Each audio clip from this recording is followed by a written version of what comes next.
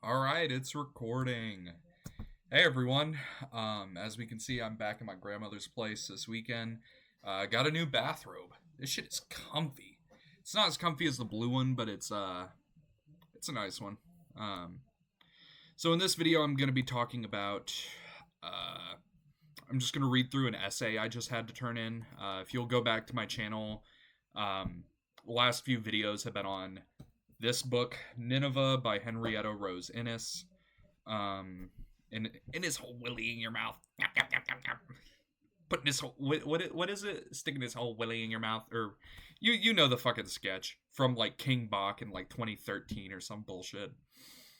But yeah, I turned it in. I turned in the paper. I just turned it in. To be honest, I don't feel great about it, but it's 11 p.m. the day it's due.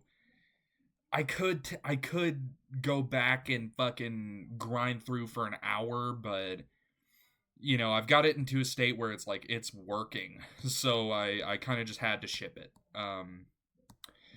Actually, I'm not going to swap to that yet because I have two drafts of this paper and I just kind of wanted to talk through them both. They're both short. They're like 4 pages, 3.5 pages.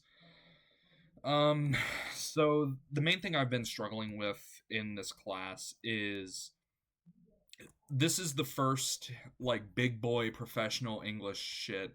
Not professional, but like this is the first English class I've taken that is, how do I put it? This is the first English class I've taken that is like big boy actual real shit work. It's the first class I've taken that's junior, senior level work, and I'm taking an online class, English class, folklore. I've done some of my homework for it on this channel too, but it's online, so it's a lot more like you can tell it's one of those classes where if you took it in person it'd be like way more challenging. It's not a hard class. It's basically just you get handed a reading and you have to write a discussion or like you have to write like three replies to like or annotations. That's the word I was looking for. But yeah, man. So I just got the second the copies pulled up and shit, so let me make sure. Yep. Okay. So, today in class I reworked it because there's this idea that our teacher's been going at for a bit called close reading, which is just extremely careful analyzing of texts that we read for the class and shit. It's like, oh, my laptop charger. Oh no. But I'm gonna be honest, I don't quite get it. That's what I've changed in this in the last couple hours. Is I've added like a couple of paragraphs, something like that. Yeah, like I mean, you can see I've added like a decent amount of words and just reworked it. But I've kind of had to like retrofit my fucking this first draft. I've kind of had to like fucking retrofit it into a close read because I'm not gonna lie, I don't fully get close reading, or I don't fully like I understand it on paper of like closely analyze the way the author spoke, but it's just weird applying it. Uh, Especially to a text like this where it's like it's well done and shit, but it's not like line by line poetry where it's like every fucking word is like there's like four words to a line, every fucking one of them is chosen very intentionally. It's not like that. So it makes kind of weird to I don't know. All right, but I figure I'll just look through and talk about some of the big differences between the two. So this was the first draft from today, and in class today I actually talked for like or I asked question to teacher man because today's the last day, the due date of it, and I already turned it in, but so this is the one that got turned in is this one right here. But I don't fully 100% know what I'm doing with close reading, and it's a fucking hard thing to get 100% right. I think either that or I'm just bad. But I mean, that's okay. It's fucking fine to be bad at shit. Like, I'm taking this as a minor for funsies. It's not big shit. But, I just, let me see. What did, the argument I tried to set up was that, Katja, the character in the book, is, like, she very closely fits Bennett and Royal in this book, Introduction to Literary Theory, Criticism, and something. Literature, Criticism, and Theory, that's it. She, like, very closely fits their definition of a migrant, and just the ways in which being a migrant kind of, like, fitting their definition of it, just seeing the ways it can apply to her arc and shit. Or she doesn't really have an arc, it's more like the world around her is changing. So let me just search for quotation marks just so I can see, like, when I use quotes. Yeah, this is the main definition. It inhabits spaces that doesn't belong and don't belong to it. I kind of shit it out, I'm not gonna lie, because no shit, migrants don't, I don't want to say migrants inherently don't belong, because it's like, like, I live in USA, a country built by fucking migrants. Like, this is, like, if you're a migrant, this is everyone's home, or it should be. There's people in the fucking government and shit that are trying to make it not that, but but I mean, legit though, it's like, what I was going for was just showing the way Katja fits this idea of, like, inhabit spaces which it doesn't belong and don't belong to it. That's the main idea. This one also continue a sense of being estranged. I thought that was cool because I mentioned it at some point down here. Yeah, in here, Katja is, like, very desperately trying to stay in Nineveh, trying to, find any way to just get to stay here full time. And it's pretty clear she can't get it. And I kind of tried to use the wording of estrangement to say that she's estranged from these people in Nineveh because they don't see her as one of them. They are estranged in that way. They don't see her like that. They see her as, like, a worker, and she's aware of that too, because she's gunning for, like, an inn. She tries to say that, like, one frog on site is endangered and she needs to be kept there. You get the idea. Like she's estranged and she's trying not to be that. She's trying to become part of the system. She's trying to belong there. And that's part of the migrant story, is, like, they inherently aren't valued as part of that society. So she's kind of forced into that spot of, like, yeah, it's, I'm not gonna lie, a lot of the arguments I set up in here weren't very well done, but it's like,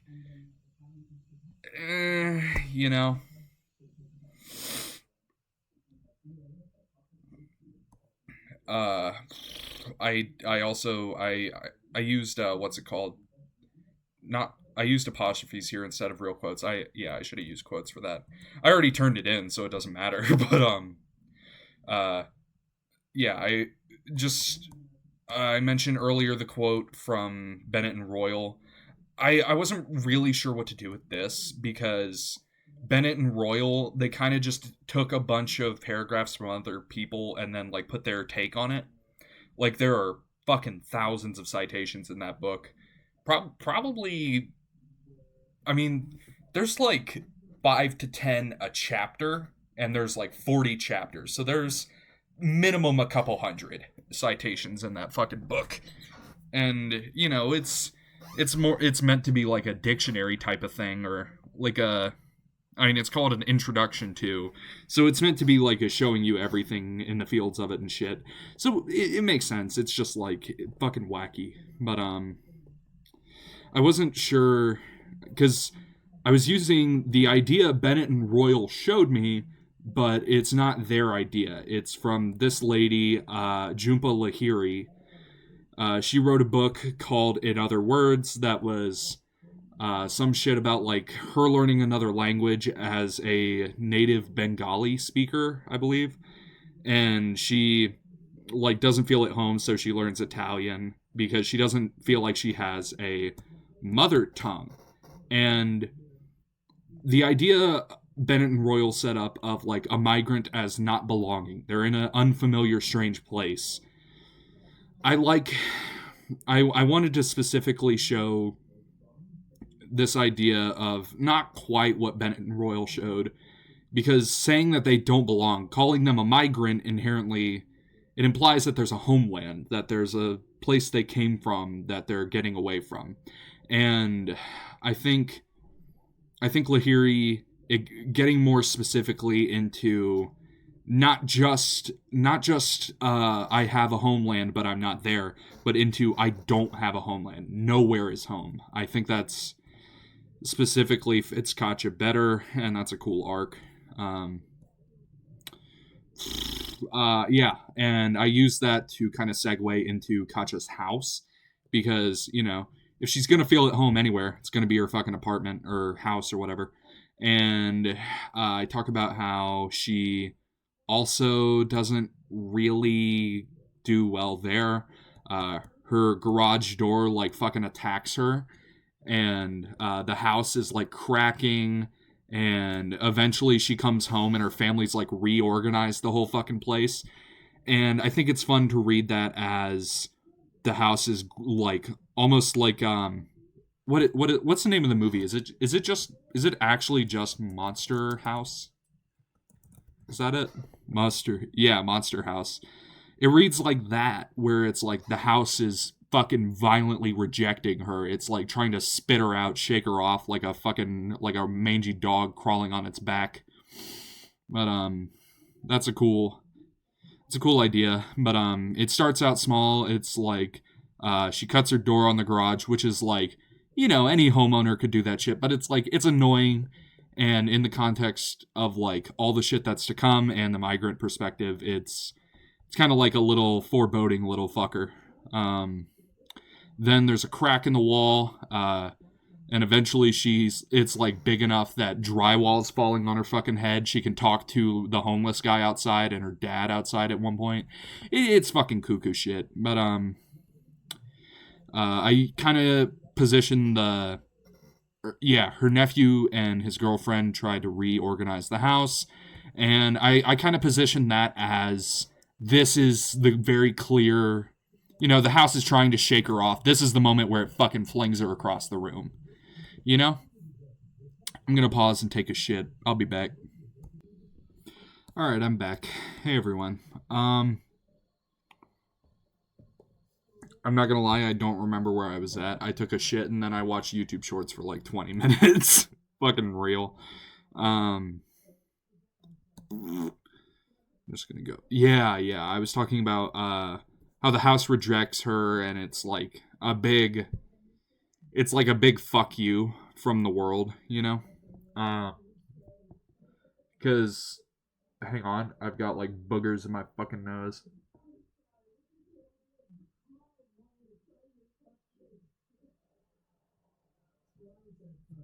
Ugh. Damn. So yeah, we get first two paragraphs, we get like a fuck you from the outside world. Nineveh says fuck you. Then she goes home. House says fuck you. And it's kind of like, I tried to position this as like the big migrant story of like nowhere is home. Specifically, the shit I quoted from Lahiri, where it was like, nowhere is home. This is the biggest expression of that. Of the house says fuck you, the world says fuck you. So you got nothing. But in the end of the book, like last chapter, yeah. She ends up moving into her van that she's been using throughout the book, and you know, it's it reads kind of anticlimactic when you actually read it, but I think it's good because it's intentionally embracing like the journey, if that makes sense. Like, instead of spending the rest of your life, sad you're not having a home, or like searching for a home that you don't have, she's kind of just like, I put this quote here from Bennett and Royal again, but they took it from Fred the Aguilar. I don't know. Aguilar, some shit like that. Home is always elsewhere. And I like that idea of Katja goes from like desperately searching for a place to settle down to being like, fuck it, I can drive around. I like that. And I like that she can just do whatever the fuck she wants. This is the big fuck up here, is I should have made the conclusion larger. The conclusion I don't feel perfect about. I took a quote from the ending. Even human skin is porous and infected. Short of sterility, there's no controlling it. And I like that when you look at it through a lens, it's... what did I put it? There's no way to feel at home. The whole idea of a migrant is the search, the not belonging. And... Katja kind of I'm not gonna lie, I did not do this conclusion enough justice. Katja, she's never gonna be at home. She probably never will. And in the end, she accepts it. She says, I can't control it. And I think that's good. I don't know. But yeah, I just talking about shit in this paper. I didn't... or things I did good and things I did bad. I think the overall argument is a little bit blurry, but like I executed it okay. What do I want to do better in the next essay? Because there's gonna be more essays in this class. Probably, if I had to guess, like 2 or 3, something like that.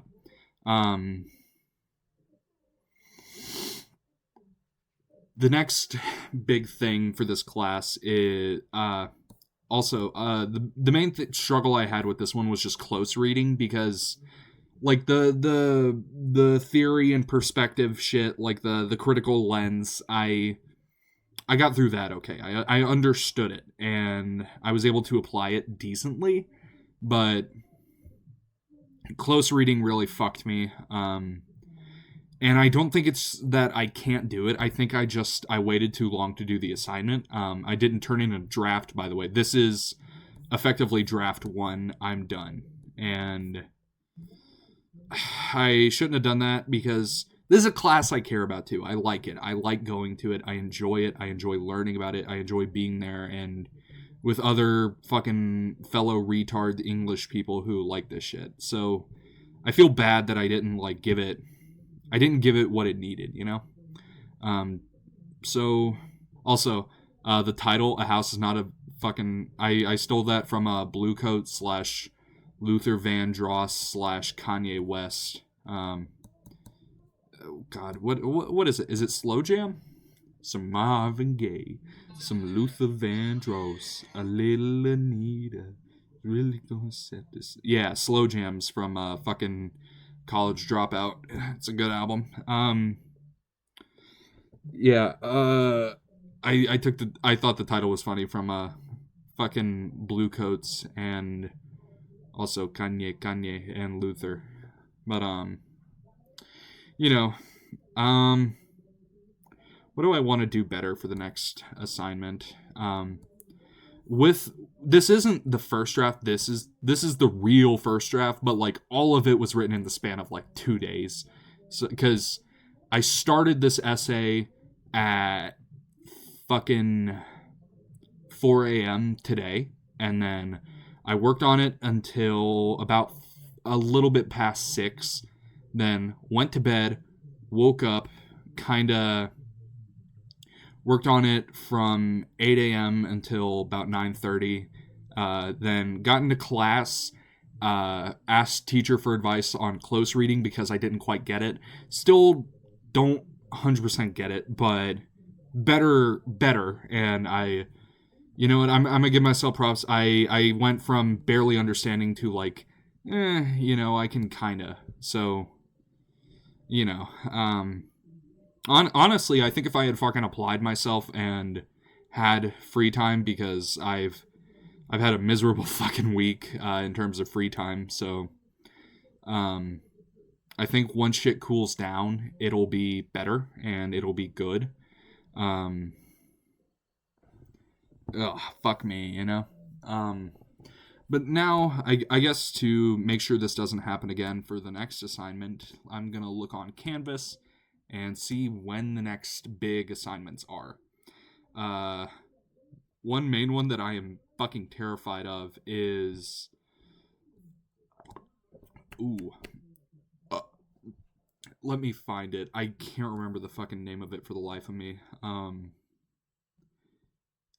on. Is there... Teacher Man don't post assignments very often, so let me find this shit. Yeah, okay, he doesn't have them listed as assignments. That's okay. The next big thing is presentation, and for that I have to read some fucking insane high-level ass readings, and I am scared. Fuck. Let me find it. Does he have the readings available? He might not. If he doesn't, what would it be? Week 8? Freud the Uncanny. Where is this shit? I can't remember the name of it, but it was some piece on trauma theory, and it's fucking rough. It's like 30 pages of hard goddamn reading. And my group partner, he's a cool guy. He actually found this channel, because, we're talking about this book in class, and I think he, like, either Googled the book or typed it into YouTube, and apparently I popped up. So, that's pretty cool. Hey, man, if you're watching this. But, I need to get up with him. I need to, like, find his fucking, I don't know, email or Instagram or some shit. Because I know his first name, but, I mean, that's about it. So, can you guys see what's on my screen? Okay, I had to make sure you couldn't. I got fucking... Let's see. What? Is this it? I think this is it. I have... Yeah, here we go. Caruth, Parting Words. Kathy Caruth from Emory University. Parting Words, Trauma, Silence, and Survival. Okay, it's a 20-page reading, so it's not as bad as I thought it was.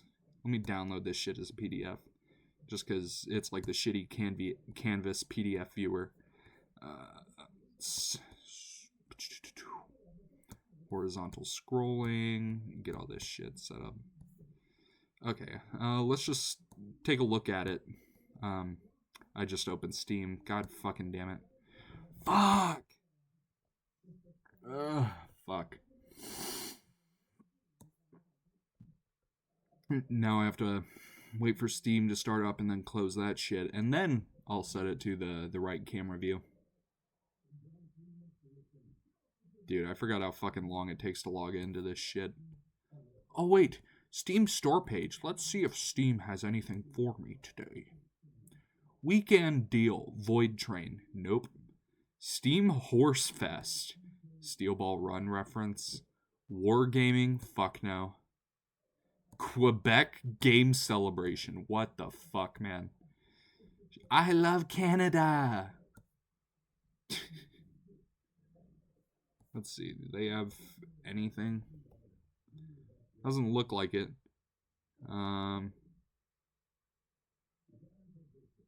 They have a few things that look cool in, like, the to be announced. I'm seeing Hillthorn. What is that? That looks sick as fuck. Then Silent Planet. Oh, it's a fucking retard Metroidvania made. It's been a hard fucking year, man. Metroidvania. There we go. I like those things, but I also have no time, so I'm, okay. It looks like they've got a bunch of cool shit, but all of it is like either not out yet or not gonna be out for a while. So, close Steam. Encoding overloaded. Please consider turning down video settings or using a faster encoding preset. It's because I use too much fucking RAM. But yeah, I have to read this fucker right here. It's a 20-page thing on trauma theory, which is a field I know very little about. And I've been talking to the teacher, and it sounds like this is a hard fucking read. As in, it's like a bunch of really dense terminology, not as in it's like, oh, you know. So, I guess what I can do today, I don't have to present for like a month, so fuck it, let's get into it now. Parting Words, Trauma, Silence, and Survival by Kathy Carruth from Emory University. For Elaine G. Carruth, Ph.D. Abstract. This article examines an enigma at the heart of Freud's work on trauma, the surprising emergence from within the theory of the death drive, of the drive to life, a form of survival that both witnesses and turns away from the trauma in which it originates. I analyze in particular the striking juxtaposition in Freud's founding work Beyond the Pleasure Principle of his two primary examples of trauma, the repetitive nightmares of battle suffered by the soldiers of World War I, and the game of the child faced with the loss of its mother, who plays fort and da here and there with his spool. My own understanding of Freud's insight did not emerge, however, simply through a reading of his text, but began in fact in my encounter with a real child in Atlanta, a child whose best friend was murdered in the street and who was interviewed by the friend's mother. Holy shit. Alright, this is going to be a hard read in a couple ways. I thus read together in the language of nightmare and the language of the child in Freud's text, and then attempt to understand how Freud's text and the language of the real child shed light upon each other. Okay.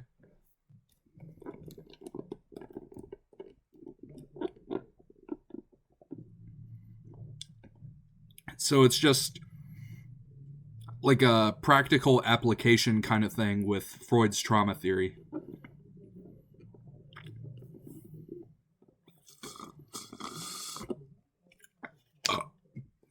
Taco Bell. But, okay, that's cool. And this was written 25 years ago, so, you know, a 25-year-old psychological research that references Freud is probably not going to be 100% functional fucking thing, but, I'll tell you what, I'll read. I mean, we've got the whole thing here. I'm just going to go for like 10-20 minutes, see? Freud begins his groundbreaking work, Beyond the Pleasure Principle, with his astonished encounter with the veterans of World War I, whose dreams of the battlefield bring them back repeatedly to the horrifying scenes of death they've witnessed. Like the victims of Like the victims of accident neuroses, these dreams seem to bring the soldiers back to a moment of fright or surprise that constituted their original encounter with death. Now, dreams occurring in traumatic neuroses have the characteristic of repeatedly bringing the patient back into the situation of his accident, situation from which he wakes up into another fright.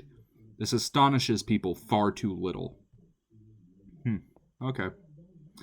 The repetition of battlefield horrors in the dreams astonishes Freud because dreams, in psychoanalytic theory, had always served the function of fulfilling wishes, allowing the unconscious, conflictual desires of childhood to find expression through the symbolic world of the dream. In the dreams of the returning veterans, however, the encounter with death and horror cannot be assimilated to the fulfillment of desire. Rather than turning death into a symbol or vehicle of psychic meaning, these traumatic dreams seem to turn the psyche itself into the vehicle for expressing terrifying literality of a history it does not completely own. The peculiarity of this returning literal history also strikes Freud because it does not only bring back the reality of death, but the fright or unpreparedness for it. The dreams not only show scenes of battle, but wake the dreamer up in another fright. Freud's surprised encounter with the repetitive dreams of the war, this beginning of the theory of trauma and of history, has become so central to our contemporary thinking about history and memory, thus raises the urgent and unavoidable questions. What does it mean for the reality of war to appear in the fiction of the dream? Oh wait, I'm gonna fuck. what does it mean for life to bear witness to death, and what is the surprise that is encountered in this witness? Immediately after discussing the disturbing dreams of war, however, Freud proposes to leave the dark and dismal subject of the traumatic neuroses and to pass on the normal activity of child's play. Freud embarks here upon a story of his encounter with another repetitive behavior, puzzling activity of a good little boy of 1.5 just beginning to speak. Freud says he observed the strange game of this child who repeatedly threw a wooden spool on a string into his cot, uttering the sound then retrieved it, uttering ah. With the help of the mother, Freud first interprets these sounds as meaning fort, gone, and da, here, and ultimately suggests that the child is reenacting the departure and return of his mother. Alright, he reading into it a little bit, which he had just recently been forced to confront. Okay. The repetitive game as a story thus seems to represent the inner symbolic world of the child. As a story of departure and return, the game seems not only symbolically to fulfill a wish by telling the story of the mother's departure as the story of her return, but also to substitute for the pain of loss the very pleasure of creation itself. Okay, but Freud himself unexpectedly proceeds to challenge his own first interpretation. Our interest is directed to another point. The child can't possibly have felt his mother's departure as something agreeable or even indifferent. May perhaps be said that in reply that her departure had to be enacted as a necessary preliminary to her joyful return, and that it was in the latter that lay the true purpose of the game. Okay. But against this must be counted the observed fact that the first act, that of departure, was staged as a game in itself, and far more frequently than the episode in its entirety with its pleasurable ending. The creative activity of the child's game, Freud recognizes with surprise, does not ultimately involve a symbolic representation of the mother's pleasurable return, but repeats in a kind of stammer that interrupts its story, the painful memory of her departure. Like the soldier's dreams, the game thus reenacts the very memory of a painful reality. Holy shit, my brain is like clicking all the pieces into place. This is fucked. Damn. What is most surprising in the child's game, however, is that this reenactment of reality in the game places repetition at the very heart of childhood, links the repetition to a creative act of invention. In the introduction of the child's game, Freud's original question, what does it mean for life to bear witness to death, is linked to another question, what kind of witness is a creative act? I shall propose in what follows that Freud's insight into trauma and beyond the pleasure principle, his new understanding of personal and of collective history in the face of war, lies precisely in the striking and enigmatic leap that juxtaposes the nightmare of war into the child's game. This juxtaposition is not ordinarily taken into account in the critical reception of Freud's text.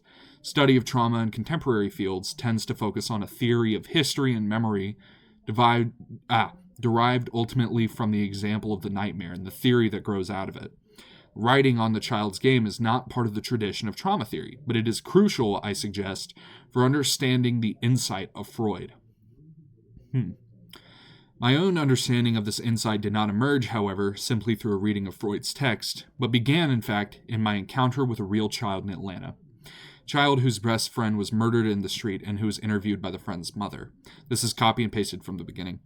By reading together the language of the nightmare and the language of the child in Freud's text, two very distinct kinds of language whose intertwining strands are at the heart of Freud's theory, and in then understanding how Freud's text and the language of the real child shed light upon each other, we can begin to understand Freud's enigmatic move in the theory of trauma from the drive for death to the drive for life, from the reformulating of life around the witness to death to the possibility of witnessing and making history and creative acts of life.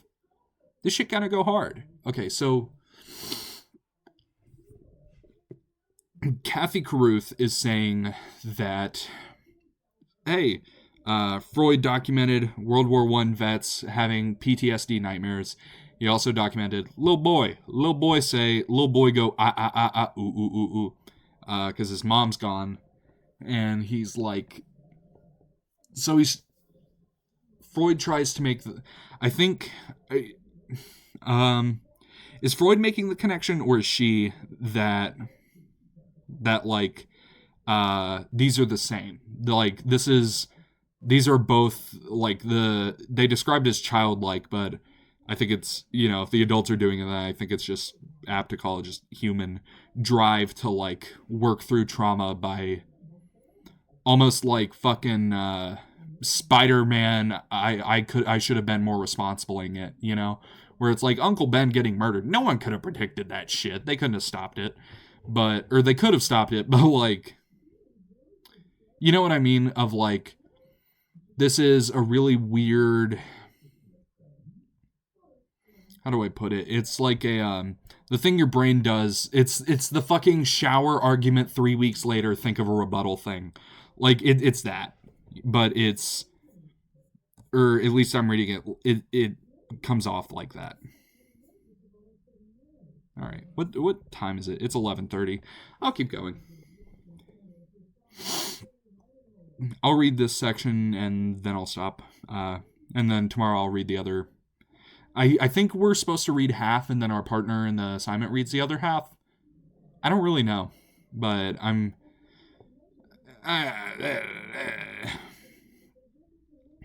Death and Awakening. Freud's analysis of repetition compulsion in the origins of consciousness indeed attempts to explain the significance and surprise of the traumatic encounter with death, in terms of a new relation between consciousness and life. Consciousness first arose, Freud speculates, as an attempt to protect the life of the organism from the imposing stimuli of a hostile world, by bringing to its attention the nature and direction of external stimuli. The protective function of consciousness, as taking in bits of the world, however, was less important, Freud suggests, than its more profound function of keeping the world out. A function it accomplished by placing stimuli in an ordered experience of time. Okay. What causes trauma, then, is an encounter that is not directly perceived as a threat to life of the organism, but that occurs as a break in the mind's experience of time. That's a cool concept. It's like, oh my god, because you always think of like World War, like you've all heard the fucking thing with like Korea and Vietnam vets where it's like, they never fucking left that country, and that's cool. It's like a academic reading of that where it's like, yeah, this is how our brains never fucking leave that moment. We may, I think, tentatively venture to regard the common traumatic neurosis as a consequence of an extensive breach being made in the protective shield against stimuli. We still attribute importance to the element of fright. It is caused by lack of any preparedness for anxiety. I thought I heard my grandmother walking down the hallway, so my fucking eyes went like... But, that's cool. The breach in the mind, psyche's awareness to the threat of life, is not caused by direct threat or injury, but by fright. Lack of preparedness to take in a stimulus that comes too quick. It's not the direct perception of danger, that is, that constitutes the threat for the psyche, but the fact that the danger is recognized as such one moment too late. It is this lack of direct experience that thus becomes the basis of the repetition of the traumatic nightmare. These dreams are endeavoring to master the stimulus retrospectively by developing the anxiety whose omission was the cause of the traumatic neurosis. Huh. Okay. So, I'm going to keep reading.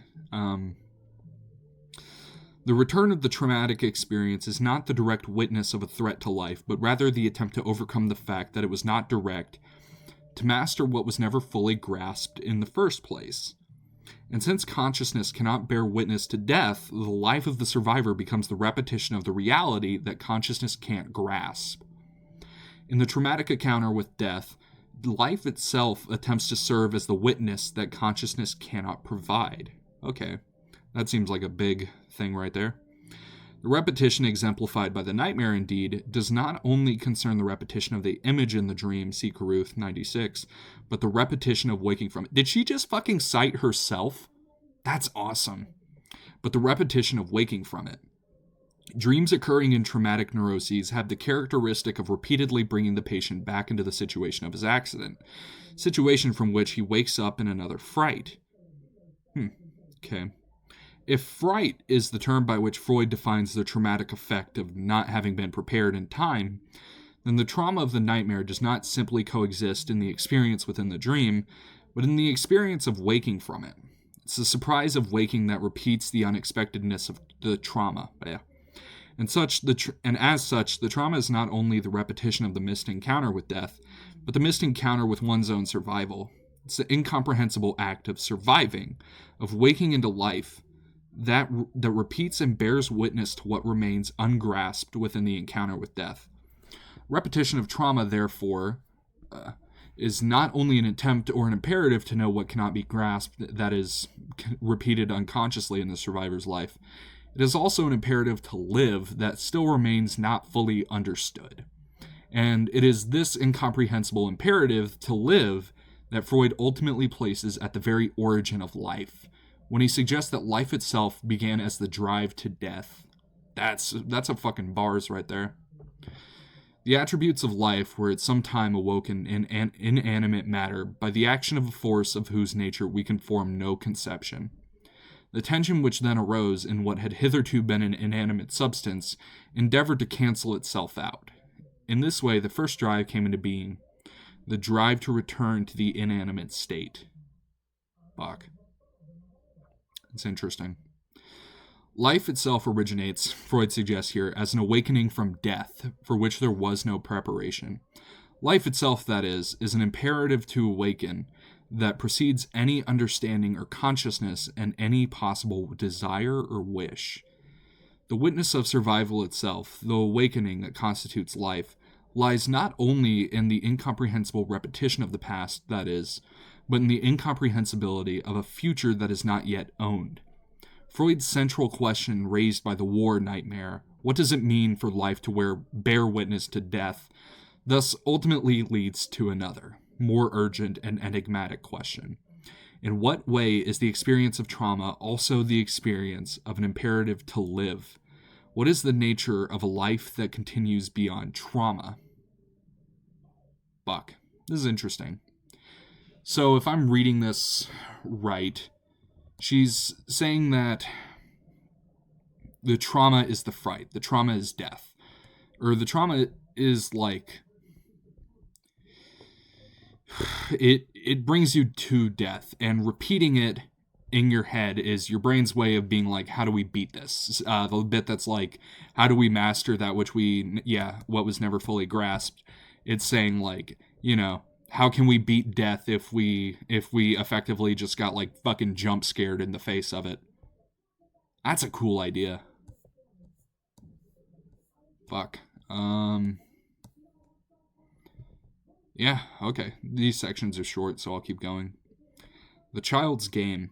It might appear that with this analysis, Freud had replaced the notion of the child and its central place in psychoanalytic theory with a theory of trauma. Child's repetition of its mother's departure could be explained as the unknowing reliving of its mother's anticipated death, and the child's life is the unconscious reliving of what is not yet grasped within the mother's departure. From the perspective of Freud's rethinking of life around its traumatic significance, the child's game thus peculiarly reenacts the incomprehensible moment of the mother's act of relieving, and reshapes the very life of the child as the unconscious witness to death he has survived. Repeating the fort that is not his own, but his mother's act of leaving, the child's own life story, his departure into life, becomes inextricable from his mother's silent departure into death. Fuck. In this incomprehensible departure, the child's life, like the origin of the drive, thus silently enacts a larger history he does not completely own. Okay. Freud's analysis indeed suggests that the encounter with the traumatic repetition requires a rethinking of psychoanalysis itself, which had previously focused its model of the mind on the notion of childhood as the site of the pleasure principle. By bottling the mind on the encounter with... God. What? Oh, okay. Have fun. You got it.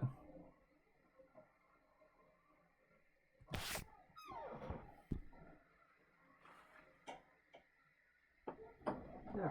Okay.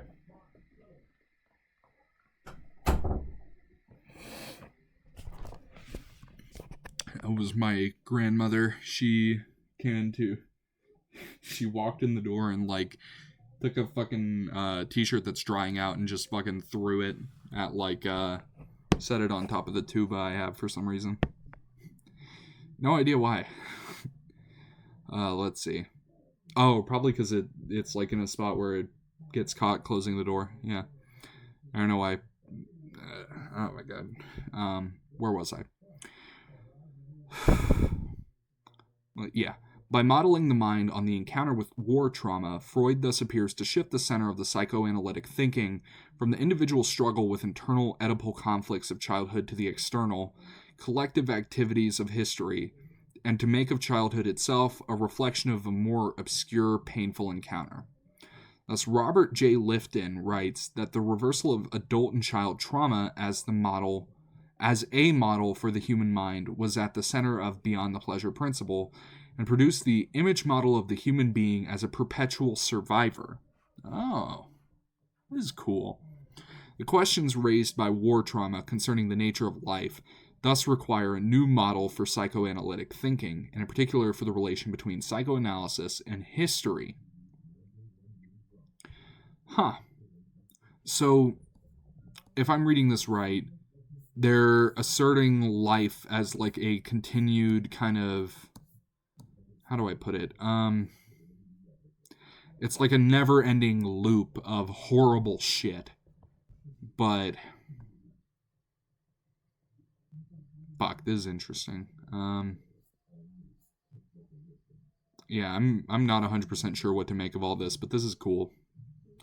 We're going to keep going until halfway through. We're already at page 7. So, what's on screen, and then, like, let's cut it off at, parting words,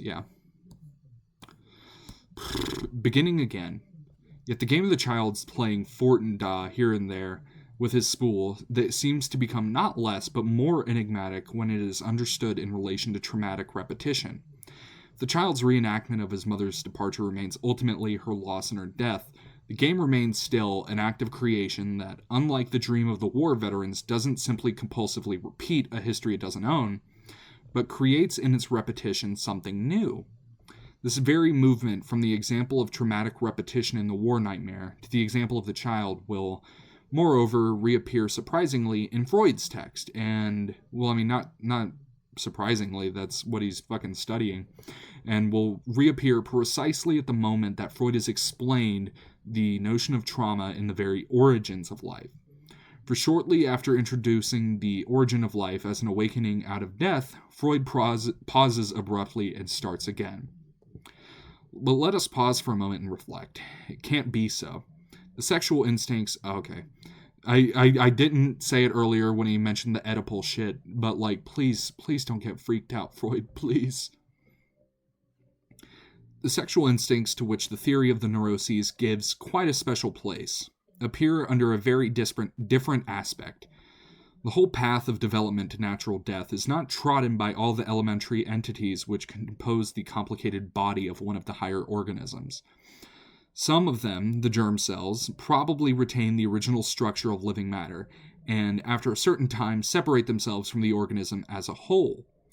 Under favorable conditions they begin to develop, that is, to repeat the performance, Dashbill Wiederholen, don't know what that means, to which they owe their existence. Let's Google this shit. Can I not copy and paste? Alright. Das Spiel. I think I spelled that right.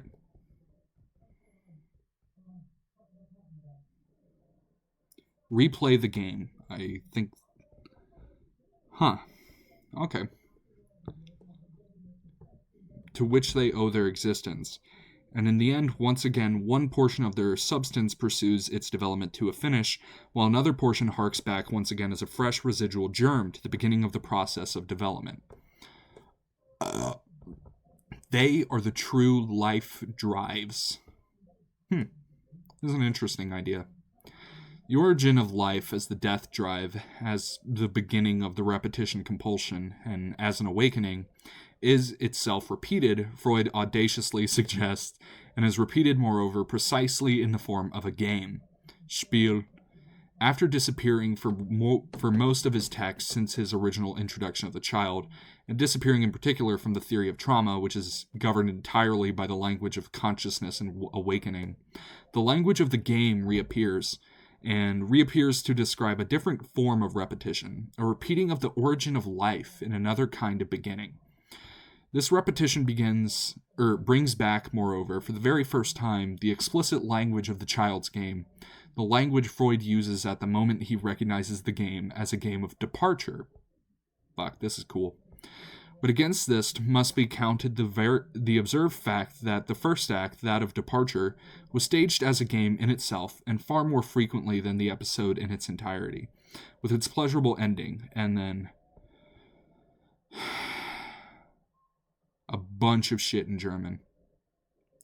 This game and the event of departure that it reenacts is now repeated as the very action of the life drive. Under favorable conditions, they begin to develop, that is, to repeat the performance to which they owe their existence. And in the end, once again, one portion of their substance pursues its development to a finish. Okay. Freud thus reintroduces the language of departure, not as the origin of the death drive, but as the way it repeats itself, differently, as the drive for life. The departure into life is not simply the awakening that repeats an original death, but an act of parting that distinguishes precisely between life and death. The repetition of this game, then, as an origin, is the beginning of life as a surprising repetition that both bears witness to and breaks away from the death drive, that bears witness and repeats by precisely breaking away. It's the language of departure, that does not repeat the unconscious origin of life as death, but creates a history by precisely departing towards survival. Okay. This creative act takes place, moreover, not only in the child's game, but in Freud's own text as well, through the very transformation undergone by the language of trauma. From the departure, the fort that appears to be the repetition of the mother's anticipated death in the child's game, to the fort furin of the drive that is the pressure toward life. This transformation also differentiates or parts the traumatized subject, the soldiers of war repeating death, from the individual testimony of Freud's own work, the creative act of language that becomes not only the story of departures, but also the language of play. A language that would, in fact, become a new language for psychoanalysis in the future. In the life drive, then, life itself, in the language of creativity, began as an act that bears witness to the past, even by turning from it, that bears witness to death by bearing witness to the possibility of origination in life. History here is reclaimed and generated not in reliving unconsciously the death of the past, but by an act that bears witness by parting from it. The language of the life drive does not simply point backward, that is, but bears witness to the past by pointing to the future. The return of the child's language and beyond the pleasure principle thus transforms the original questions of trauma, what does it mean for life to bear witness to death, and what is the nature of a life that continues beyond trauma, into an ultimately more fundamental and elusive concern. What is the language of the life drive? This is interesting. So I think what this all means is it's talking about, like, I think it's going for a more specific, like, I don't really believe in reincarnation or any particular afterlife too much, but I think it's more heavily playing into the physical aspect of it. Like, you came from your daddy's balls, who came from your daddy's balls, who came from his daddy balls, so on, so on, so on, until we end up at, like, random fucking protozoa nuclide bullshit that combined together and said, and eventually said, what if I'm alive now? You know, that's where we've ended up at. And I think the idea of, I'm kind of reading it as growth of, like, you know, let a life play out its course, and then, like, let a little nut come out the dick, God forbid. And it's saying that, like, having kids, creating more life, sending out your own little fucking Gumber into the world, it's kind of pushing, like through the whole loop of it all, it's kind of resetting it. It's saying that like, you're going to be dead, like like the original form or whatever is going to die, but the idea that loop is going to keep going. It's going to keep going on and on and on forever, Fucking like if I were to just go through my family, like my granddad, he nutted in his wife and made my dad. He nutted in his wife and made me. So on, so on, so on for like decades, or not even decades, for fucking like what's the term for like millions of years, like billions of years. Like it's saying from the time life originated, it's been in this loop. And I wonder how it's positioning trauma in there. But I'm going to pause the recording for a bit. I can hear my grandmother coming down the hall, and it's like the footstep thing where they're going to come in here. Okay, I'm back. I also cut the fan on because it is hot as a motherfucker in here. Probably because I'm wearing a fucking bathrobe. But, let's get back into this shit. So, it's an interesting idea that they're putting forward, and it's not really a new one, circle of life. Like, it's a thing we've all kind of get, but I like this interesting idea of death and trauma as the force that we escape, or the force that we escape either through, fucking nutting in the wife and making a little new one that can, run through the loop better this time. Or I'm kind of stuck on the trauma side of it, where it's like, but if this is the loop of life and death, what do we do when our brain thinks it's death? If that makes sense. Like, what do we do if we make it through death? And I can't believe I'm fucking saying this, but Freud has kind of put forward an interesting idea. So let's read through. Let's fuck, this is interesting. And it says the fundamental concern or question is, what is the language of the life drive? But I think at least personally, the more interesting thing to come out of this is the idea of the loop is broken through trauma. Like the whole point of the life and death loop is you die, then you make some new life, and then you die, and then you make some new life. And it's like an infinite exploration type thing. And I like that. I like that idea. But it's an interesting idea of trauma like fucks up the loop. And now the loop is like fucked up and out of order and shit. And it's like forcing the loop gets broken, and thus your brain like tweaks the fuck out and shows you fucking dreams of Saigon flying over the fields as your men kill millions. And then or it shows like you freaking the fuck out because your mom ain't home no more. And this is an interesting idea, and I want to see where they're going with like the trauma loop. Alright, section 4 or 5, mementos. The significance of this question arose for me, not from within Freud's theoretical text, nor in the history of World War I, but in my own encounter with a child in Atlanta. Within the contemporary history of urban violence in North America. I encountered this child shortly after leaving New Haven and arriving in Atlanta, when I became familiar with a group established in Atlanta to help traumatized children who had witnessed violence, a group called Kids Alive and Loved. This group was established by a woman named Bernadette Leet, whose oldest son Khalil was shot in the back one night when he was out with friends shortly before graduating from high school. Damn. The impulse for the group came specifically, as she tells us, not only from witnessing the symptoms of anger and the violent reenactment of trauma and the kids' responses to death at the funeral and afterward, but when the mother of the dead boy, Bernadette, overheard the peculiar language of the children. After his death, I noticed that his friends were coming over every afternoon and hanging out in his room, and I began to listen, and I heard them speaking to him. They would come over every afternoon and hang out in his room and speak to him, and I realized that they needed someone to talk to. Hearing the language of the children addressed only to her dead son, Bernadette recognized the unresolved trauma of many friends in their inability to speak about their feelings to the living. She thus decided to found found a group to allow children to talk about their feelings to each other concerning the violence they've experienced. Huh.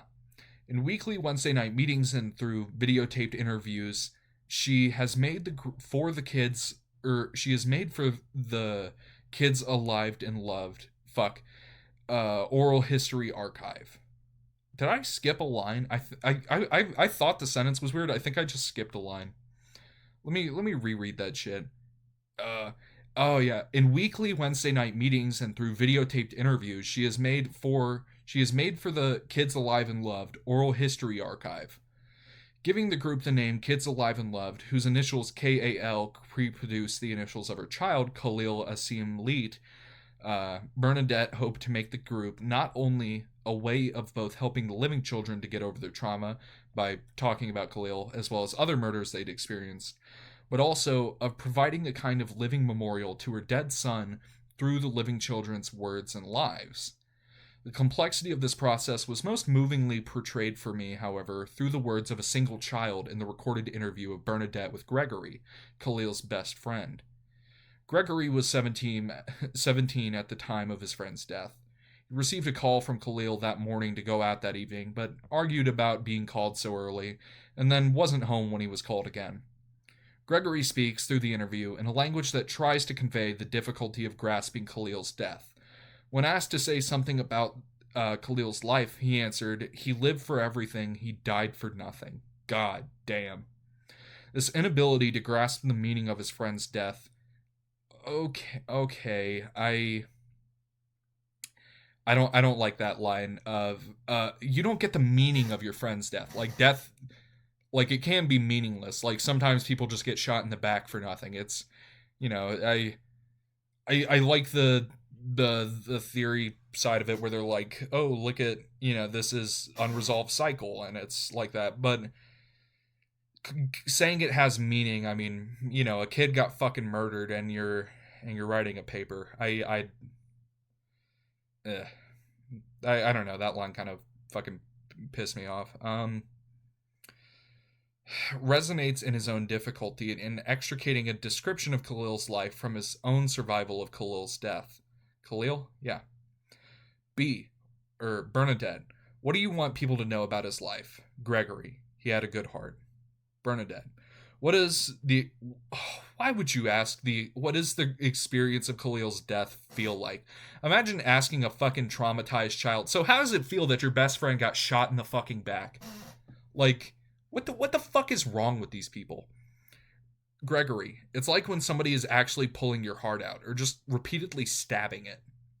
The dead Khalil's life and Greg's survival, of it, are tied around a heart that they share, and that has now been removed. Greg's heart, it would appear, being removed and stabbed, tells the story of Khalil's death. In the exchange between Bernadette and Greg, we see Bernadette's attempt to help Greg memorialize Khalil in a kind of language of memory. And we witness Greg's own transformation of her language of memory into a parting that allows for both a memorialization of his friend and a recognition of his own life. I don't fucking like these people. Everything up to this was like interesting psychological ideas and shit, but now it's like you're taking a child's nightmare fucking trauma and you're like, what does this mean in a Freudian context?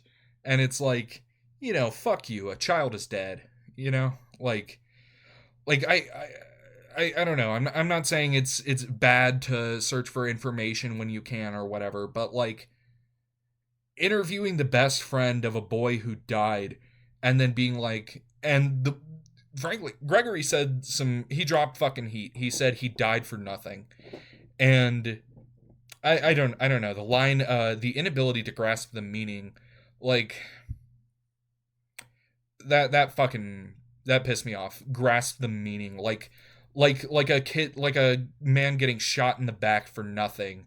Like that's some poetic fucking thing and it's not just a meaningless death. Like fuck you, I think it's just the wording of it, like trying to put meaning into a child's death like that. It's just fuck you. Like there's no, that's not meaning, that's death. That's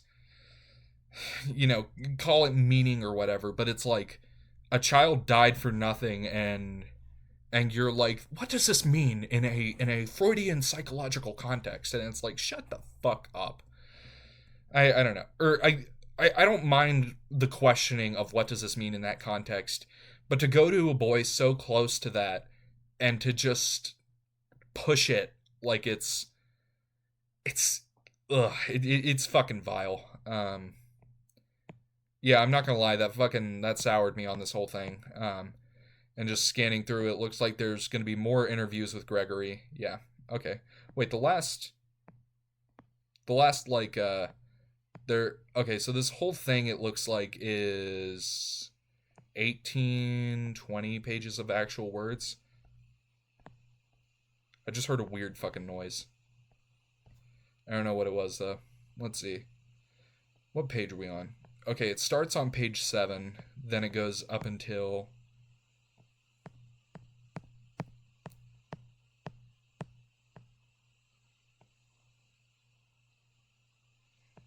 page 25. Okay, I don't think the page numbers are completely right. I'm not gonna lie. 22, 21.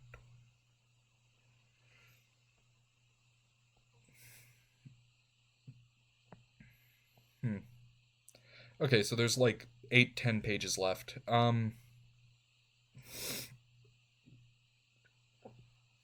Yeah, I don't fuck with this shit now. I'm gonna, oh God, look, and they even did more shit with Gregory. They did shit here. They did shit like in the middle of the screen right now. They did shit. Oh my God, this poor fucking kid died miserably for nothing, and fuck me, man. This is just. Let's keep going. Maybe she's self-aware and acknowledges that, hey, a kid is dead. Maybe she has a fucking heart. Let's keep going. Parting words. This possibility opens up strikingly in a moment of surprise, in a remarkable moment, okay, of his interview with her, just at the place, moreover, where good God, just oh my God, the fucking the dude puts in the worst fucking paragraph known to man, and then fucking glabbles on for 30 minutes. I couldn't do better than this, by the way. Like she did good work, but like, fuck you, man.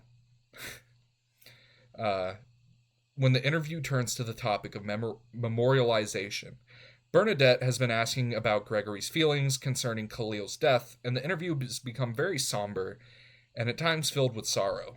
I mean, yeah, no shit. Then Greg makes the interview take a sudden turn. Bernadette, do you have any mementos of Khalil? Greg, let's see. Bernadette, do you have any personal belongings of his? Greg, suddenly smiling. He has something of mine. Bernadette, laughing. I know he has something of yours. Couple of things. Greg, he had. That's what also made me feel good, because he was burned? I can't read too close. Buried in my shirt that I loved and my watch. First, that shirt bothered me because I loved that shirt. Bernadette. And I didn't know at the time. Mark picked it out, and I only found out later. It's too bad. I wanted to get him a Tommy Hilfiger shirt he'd seen downtown, but I didn't have time to get it and get to the funeral parlor. Fuck. It's too bad, but then maybe you wouldn't have been buried in your favorite shirt. Greg, that's okay, because it was my favorite shirt and my favorite friend. Damn. Greg's first response to Bernadette's question, do you have any personal belongings of his, comes as a surprise because it reverses the order by which the living Greg would memorialize his dead friend, and suggests that it is the dead friend that's keeping mementos of him. He has something of mine, Greg says. This is also, in its irony and humor, a kind of maintenance of the playful relationship that Greg had with the living Khalil. The implicit joke that Khalil got away with his favorite shirt seems to recreate the very humorous relationship they had when Khalil was alive. Greg thus, in effect, says gone to his shirt, and in so doing establishes a relationship with Khalil that recognizes, even within the fiction of personification, the ineradicable difference between his life and Khalil's death. I like that. Bernadette's response, likewise, turns both to the dead and to the living at once, although in a somewhat different fashion. On the one hand, she tells, very movingly, of a mother who wants to get one last gift for her dead son, to buy him the shirt that he'd seen and wanted. But the telling of this story is simultaneously and equally moving, a kind of playful mothering of the living boy in front of her, because she emphasizes with him that it's too bad that he cannot have his favorite shirt bag.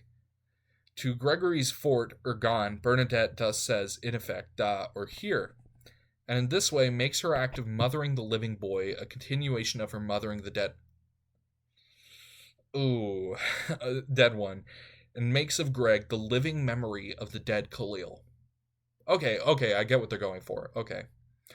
It is thus particularly striking that Greg's final words, which are the true climax of the exchange for me, once again give up the shirt to Khalil. That's okay, it was my favorite shirt and my favorite friend. If his first response brought Khalil to life as a youthful friend and reanimated Greg too as he was before, he had the horrible knowledge of Khalil's death. This, as he was before he had, This final response, in giving the gift to Khalil, gives up that former innocence and recreates Greg through his ability to give to, and thus memorialize his dead friend. By once again saying gone, Greg indeed departs from his former self and turns the memento, and the language of the memento, into an act, not of a symbolic return or a wish for possession, but of an ability to give to the dead something that can never now be returned. This double act is repeated a few minutes later in the next exchange, an exchange that now significantly concerns a game. Bernadette.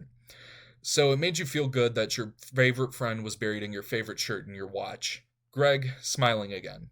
And he has it's not really a hat, it's a cap. It's like a little stocking cap, that colorful thing on his wall. Yeah, him and me and Maurice would play this game, left hand, where you call out what's in the person's left hand and you get to keep it. And he called that and he got it. Bernadette, should give that back to you. Could take it with you as a memento. Greg, I would feel better if it would stay in his household, because it's a memento of him, but it's a memento of me too. It's interesting. The game with his friend, Greg tells us, had been a game of naming and possessing. By calling out the other's clothing, it would become yours, just as the friendship was perhaps a kind of reciprocal possession of each boy by the other. But when Bernadette offers, once again, to give the possession back, I should give it back to you, you could take it with you as a memento, Greg once again repeats his fort. I would feel better if it would stay in his household, because it's a memento of him, but it's a memento of me too. Naming the cap as a memento not only of Khalil but himself, Greg not only gives up the part of himself that existed before Khalil's death, he also ties his life with Khalil's death. The cap is not only a memento of him for me, he says, but of me for him. This bond, however, does not confuse the living child with the dead one, nor does it symbolize the dead one in the living one, but precisely separates Greg, whose younger self is buried in the coffin, from the dead child who will not grow past this moment. Indeed, this refusal of Bernadette's offer to give the cat back, as my own mother pointed out to me, a way of saying, I will not be your dead child. Okay. In giving up the language of memorialization offered by Bernadette, however, he creatively transforms the language of the memento and achieves another language and another memorialization. A memorialization that takes place precisely through his separation and his own act of creation. It's in this reclaiming of the meaning of the memento, even while giving it up, that Greg's fort, I would suggest, does not simply reenact his friend's departure or attempt to return to his life, but bears witness creatively in the very act of parting from his dead friend. Okay. This language, I would suggest, is the language of the life drive. It's this drive for life that is at work in Greg's description of how the death of his friend is also motivating him to achieve goals in his life. Achievements that will also incorporate Khalil's name. How has his death... Oh, fuck off. How has his death changed your life, Bernadette? Greg, I'm more determined to make it in the music business somehow, and I know it will because of him. We used to talk about it all the time. He did rap. We were to go to Clark, Atlanta, him for business management and me for communication, music, and combine our talents. But now he can't do that. But that's okay, because when I do it, I'll bring all the people's jobs. Mike, Maurice. when we get that studio, Khalil's name is going to be the name of it. And I have to have a son, and his name will be in there. In this language, we can see the drive for life, a language of parting that itself moves the speaker forward to a life that is not simply possessed, but given in some sense and received as a gift from the dead. Okay. In the memento, as Greg teaches us, the two children take leave from each other. As Greg gives Khalil back to death, Khalil, in a sense, gives Greg back to life. This is a creative act, an act that bears witness to the dead precisely in the process of turning away. It's indeed a new language of, departure, parting words that bind the living child to the dead one, even as he takes leave from him, binds him to his dead friend, even in the very act of letting go. Okay, so they're going for a kind of almost, how do I put it? The thing where it's like you are your friend group, and it's like your 10 closest friends are gonna have like almost every personality trait that you have. I think it's going for something similar to that, where you're given shit by your friends. You're given lots of your personality. When you gain and lose friends throughout life, you gain and lose, like, you slowly learn who you are. You slowly take things from their personality. You slowly give things to their personality. And it's interesting to see that turn into a physical thing through, like, the hat and the watch and the shirt. It's an interesting idea. I'm gonna be honest. Having a real life example through Khalil and Gregory and Bernadette, that's,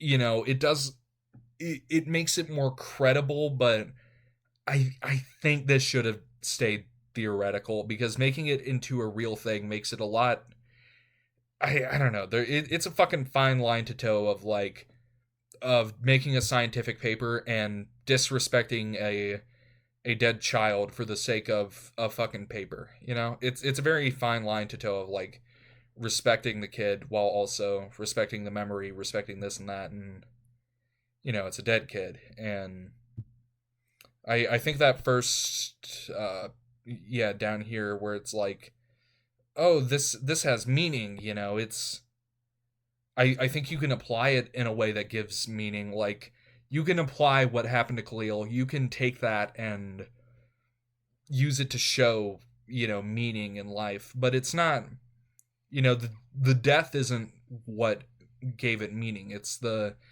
back and forth. It's the connecting with another person. It's not that a kid died for nothing. That's not the meaning to me. And I was fucking pissed at Kathy Caruth for a minute. I said some shit, but, like, I don't think she's bad. I think she just misinterpreted something, or she said shit I disagree with, and this is the worst crime anything can ever commit. I think that's where I'm gonna cut it for the night, just because, I woke up a couple hours ago and I want to watch YouTube and fuck up some Taco Bell. You feel me? It's kind of all I have, as if I didn't just ramble for an hour and a half. But yeah, definitely did more than my half of the reading. So next up, I'm gonna read all of it because I want to hear the conclusion myself and come to my own shit. But I think it's more of like for the group project. It's like it has to be split down the middle for, like, work. So don't 100% know, but I think I need to get an office hour with a teacher for this class and ask him how to do close reading better, because I'm gonna fucking need that shit, because general analysis of the densest fucking text known to man, and it's like, but yeah, fuck, man. It is 12:12 a.m. February 20th, 2026. Fuck, man. January, February, March, April. I have 8 days, then all of April, and then about 2 weeks until my senior recital. And this video wasn't about music at all, but just that's kind of like the big metric in my life, or the big like goalpost in my life, where not goalpost, anchor, that's what I was looking for, where this is the big thing that is coming up and is going to be the big defining thing of this year. And yeah, that's cool. But I'm just kind of using it as almost like this is 2 months off, and you know, I don't know what I'm trying to say, but like I got a couple months until the semester is mostly over for me. We're like about at the halfway point of the semester, a little bit less, but like almost at the halfway point of the semester. It's been a decent one. It's been a fucking lot of work for me, but it's been a good one. It's been okay. A lot of hard work, but you know, I like what I'm doing. So it's a weird feeling when you're like busting your ass for something you love, because it's, you know, you still feel that drain. You still feel like the busting your ass. You still feel the tiredness. You still feel the like, you still feel all of it, but it's, you know, if I was working for nothing, it would just be a lot more of a ugh. But this, it's like, you know, I just spent an hour fucking reading and writing, and then I spent the whole of last night into this morning. Also, I meant to publish me writing my first draft of the paper, but it ended up, because it was like 4 a.m. when I started, it ended up just being me like nonverbal, tired as shit, just going for like 2 fucking hours. So yeah, I'm not uploading that, but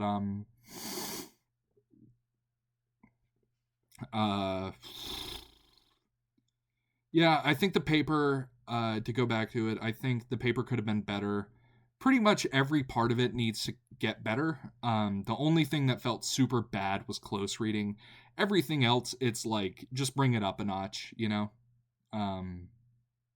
Other than that, though, it felt, other than the close reading, I think if the close reading was good, I would give it like a low B to a high C, where this isn't horrible. It just, everything needs to go up a bit to make it good, to make it not good. I like, it's fine as is, but like, put in good close reading, and then that overall brings it to like an average paper. And I think close reading, and then take that average baseline thing and raise all of it up a bit, and I think it would have been okay. Or I think it would have been great if it just bring everything up a notch. Make it good, and then it'll be good. You know, fuck me. But yeah, fuck, man. It's been a hard fucking year for me, and this has been a hard couple of weeks, but now that I'm through it, I get to have like a kind of a break week. So this weekend, I'm gonna relax, play some tuba, play some fucking video game, and go to bed. Yeah, I have no idea how my sleep's gonna be, because I went to sleep at 7:15 this morning, woke up at 7:30, got back to the house at about 1, after classes and hour drive and shit. Got in the bed at about pretty much right when I got home at 1, woke up at 9, and yeah, my sleep schedule is going to be fucked for a very long foreseeable future. So good night, everyone.